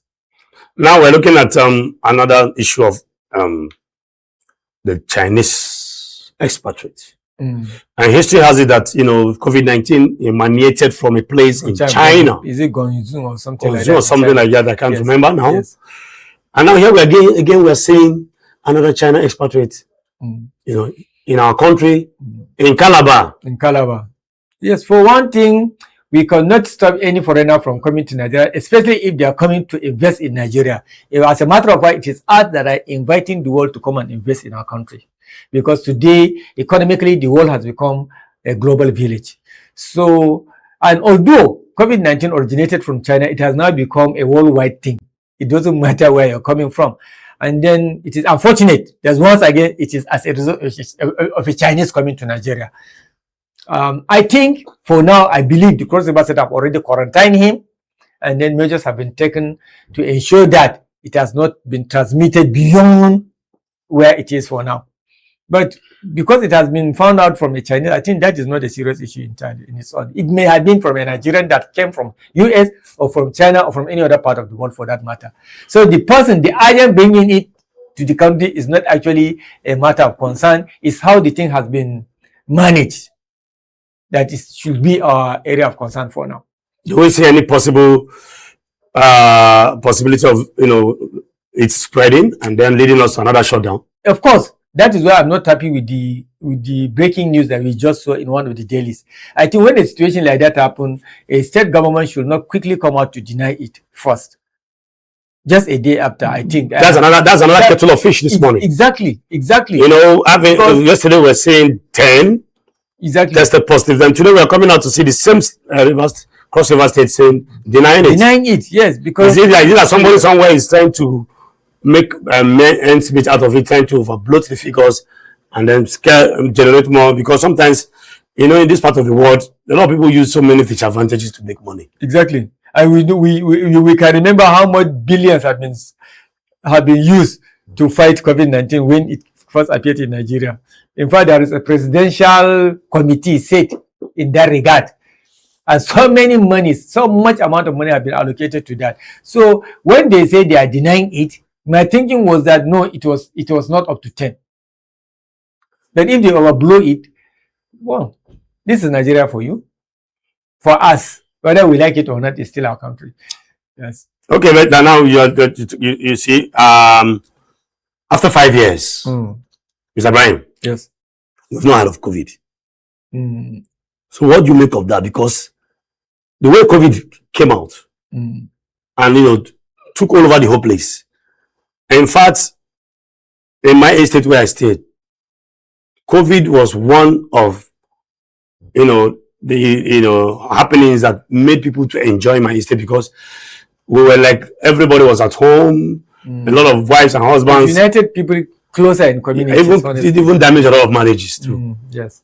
Because sometimes this being busy, going out and coming in as a way of also shielding certain things. When you are constantly at home, you begin to see certain things you don't even know about your husband. Exactly. And the mother started saying something about the husband. And that lockdown period was hellish for some people. Exactly. Yes, some people could not go to market, could not sell, could not do nothing. So you were confined within a space. And it was a very beautiful stroke funny experience as well. Beautiful in the sense that, of course, there were a lot of bonding and the rest of them. I enjoyed my COVID experience. And there are women that really enjoyed their COVID period, because before now they don't used to see much of their husbands who but COVID forced the husband. Some women even got a lot of spouse relationship because they were not available for men to see them, to marry them. Exactly. Fell in love with them, and after the COVID was called off, marriages took place.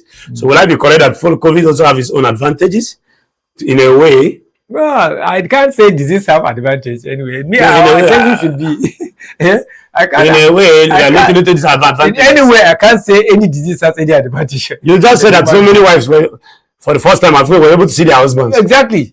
There are situations. I saw one. Is it documentary or something? And some were cut off from their husband too. Most of them were their husband walking far away. Exactly. It was not actually social media issues. They were just discussing that yes, because of COVID, their husbands are now always at home. They are now experiencing the joy of being married after so many years of not seeing much of their husbands. All that. But bottom line is that COVID appeared in Cross River State. Whether they deny it or not, the fact that it has surfaced for one person who is not a Nigerian, is enough for the agencies, the appropriate agencies that are responsible for working along that line, to make sure that they are taking this threat seriously. Honestly, let them. So we should not treat it with kid gloves. Awareness, yes. Let them begin to create awareness, and let them quarantine the person that they have already, person or persons that have already been identified. And let them create awareness in marketplaces, in schools, in communities. Let them bring back those beautiful hygiene trainings that we are taught during that previous COVID-19 experience. And that's all what I would say. Because I'm not an health expert, but at least that are the basic knowledge that we learned when COVID first appeared. Now, after 5 years, we've not experienced COVID that much. Yeah. I don't think COVID faded. It somehow faded into oblivion. COVID has not been in the front burner You know, there Now are that several now that it is cases that have surfacing. been misdiagnosed before now, I think in some states. Then finally they'll say, okay, no, it's not autism. I think we lost That's one of our symptoms. top government officials, Abba Kerry, So many. to COVID and the rest of them. Yes, yes. Now that it is surfacing, do you see any is this the possibility of raising any fear again? Of course, it has already risen. For You me know- now, it has already risen fear. Because when the time that COVID appeared in Nigeria, it started with just, I think, 2 or 3 people after they went abroad for a meeting. Before you know what is happening, it has already escalated. So it's a virus that quickly spreads. That's why it calls for, you must fear. You understand? You must show concern. You must begin to make... Especially elderly men, because COVID has to do with the Especially strength of your immune system. Immune system from 50 and above are more prone to Weak immune attack. system. Exactly. So please, government should do the right thing at the right time. So the organization responsibility, that is the NCDC, Federal Ministry of Health, NCDC, the Presidential Committee has not already been, I can't remember them being abrogated. So that Presidential Committee, I don't know whether it still exists. Some might also worry that now that Nigeria is busy trying to, we're trying to salvage our political lives without these revelations making the rounds. Exactly. The likes of Mike Igini and the rest of them and all those and not whatnot. Do you think we'll have time for this COVID-19? We do, because this is a set issue. And we are talking about a virus.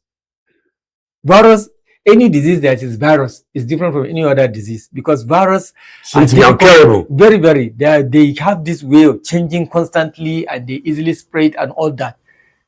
They die hard. You understand what I'm saying? So the government is aware. We have experts that know about it, and that is why it's not an easy something. That's why I say I'm not even happy with Governor Cross River State government denying it for now. But there were some controversies about the what's it called? There was this vaccines. At some point, a lot of vaccines were coming into the country. Some were saying, okay, the vaccines were in an attempt. In fact, my wife was going to travel to Dubai that period after the COVID was called out. On getting to the airport, she was subjected to vaccine test and she had to pay heavily on the airport. Yes, before she was allowed to go to Dubai. My wife.